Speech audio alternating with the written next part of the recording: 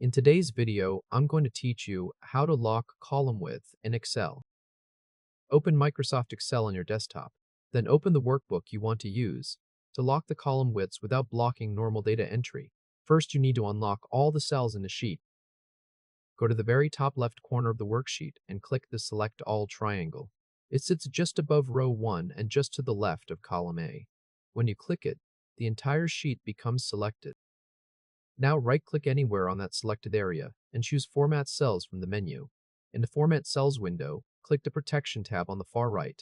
You'll see a checkbox labeled Locked. Clear that checkbox, then click OK. This means the cells themselves can still be edited later, even after the sheet is protected. Next, move to the Review tab in the top ribbon and click Protect Sheet. In the Protect Sheet dialog, leave the top checkbox checked so the worksheet stays protected. Click into the password field and type lockwidth 2026. After you enter it, look through the list that says Allow all users of this worksheet to. Make sure every option is checked except Format Columns. Format Columns needs to stay unchecked, because that is the setting that prevents anyone from changing the column widths. Once that's set, click OK. A confirmation box appears. Type lockwidth 2026 again, then click OK one more time. The box closes, and you return to the sheet.